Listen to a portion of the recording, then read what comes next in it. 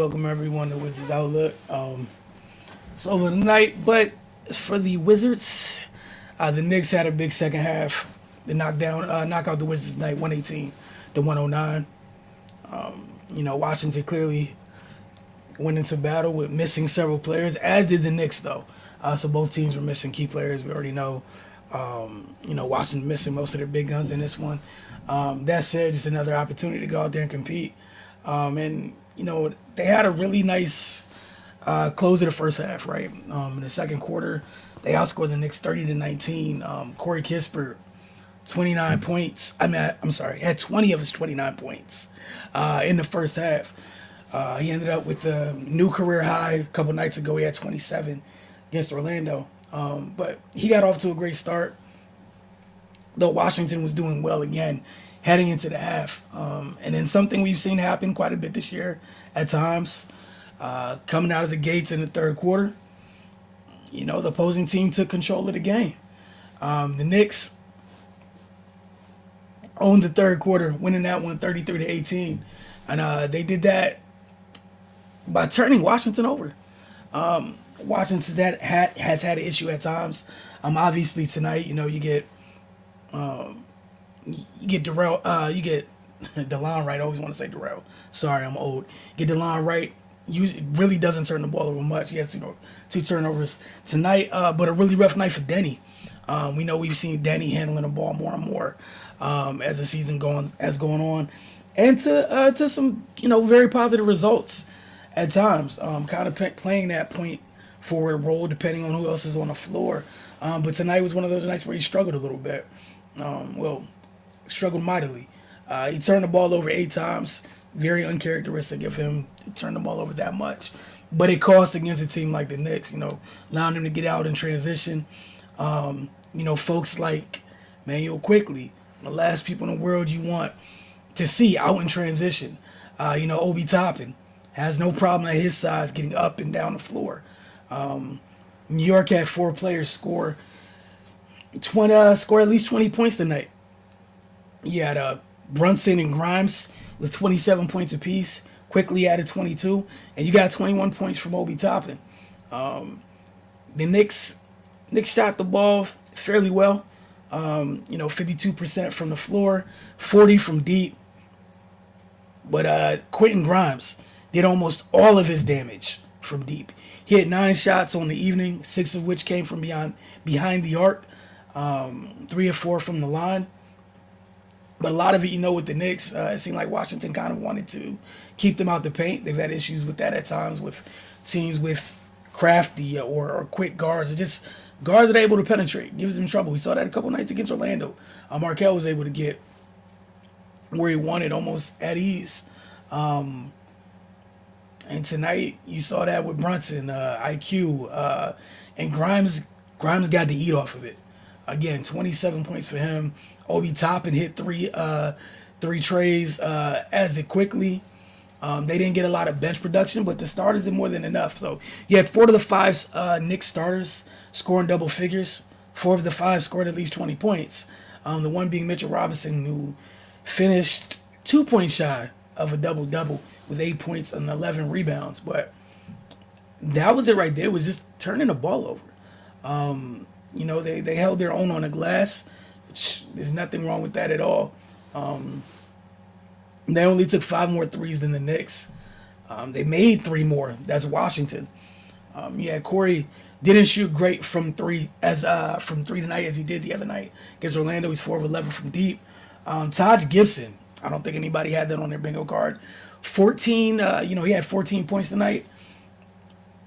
All 4 of his field goals from deep. Again, big night for the vet. 4 for 5 from beyond the arc. Kendrick Nunn, 3 or 4 from deep. Washington did get good production from their bench. Their starters, however, some struggles, to say the least. Johnny Davis got his first career start. I thought it went okay. He didn't turn the ball over. I had 3 personal fouls. Finished with 16 points, 6 rebounds, and 3 assists. I think as he continues to get minutes on this level, we'll see him get more comfortable. As far as his knocking down more of his 3-point opportunities, He was 6 of 11 from the floor, 2 of 6 from deep tonight. Got to definitely tighten it up at the line. He's 2 of 4 from the charity stripe, but and you just have to give credit to the Knicks. The Knicks only outscored Washington by 2 in the fourth quarter, 32-30, but the damage was done in the third. That is when everything changed for Washington, and they were never really able to get it back after that. And credit to New York for making that so. The Knicks also to tighten up a little bit at the free throw line. They were 13 to 18, but again, both teams missing some key players. I think the Knicks clinched a playoff spot tonight, and might have to double check that for Washington. They're officially out of the running for the play-in. So they got 3 more games on their schedule. It's about competing hard. They're closing the season out, competing hard, and get eyes on some of these youngsters. I wouldn't be surprised, honestly, if we see. I wouldn't be shocked if we see a little bit more Johnny Davis in terms of starts over these last 3 games. I thought Quentin Jackson came in and gave them some good minutes. I don't care about what he shot from the floor, but just good minutes. He's somebody who, you immediately see what he brings to the table as soon as he gets in the game. He can move. He's shifty. But as we always talk about, things we have to get to before we get out of here. Player of the game tonight. It's a tough one for me. I was going to go Jalen Brunson, but those 5 turnovers are kind of ugly. I'm going to go with Quentin Grimes. On the year, I just want to make sure I get this right. On the year, so about what he's averaging on the year, 10 points a game on the season. 27's big. In the game that you need, you're missing players. You ask folks to step up, and he did that. 27 big points tonight with 5 assists. Also, no turnovers. So credit to him for that. As for X Factor, probably going to go Obi Toppin. You had Grimes pretty much double his production coming into this game, averaging 10 a game. And for Obi Toppin, Obi came in this game averaging 6.3 to be exact. He comes in this game, plays 32 minutes. So gives you a nice shift of work.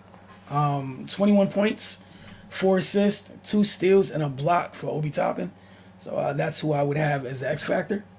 You guys a couple moments for any possible comments. In terms of what Washington has up next,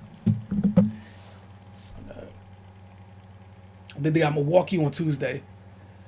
So Milwaukee on Tuesday, which is the front end of a back-to-back. Second part of that back-to-back is Wednesday on the road in Atlanta, the final road game of the season. Then they come home to play the Heat on Friday and wrap things up officially against the Rockets on Easter at home. At 1 p.m. So, again, for the Wizards, lost tonight, but again, like we talked about last game, just look at what the youngsters are doing and see what you can take away from it. There's not much more to take away from it here. Really happy with, you see Corey Kispert post career highs in consecutive games. Positive strides, right? We know if everyone's here, his role's a little bit more defined. Probably not as many shot attempts. That said, you get 19 shot attempts. You hit 10 of those 19 that you put up. I'm mad at that at all. You go 5 of 5 from the line. Again, just positive strides, right? Johnny Davis, as I mentioned, I think catching none's been kind of consistent since he's been here. And then Jordan Goodwin had another one of his productive nights, 11 points, 7 boards, 6 assists, and a steal. Nothing really shocked by, but, just kind of the official, again, end to the Wizards postseason hopes tonight. But we'll see you guys following Tuesday night's game when they host Milwaukee.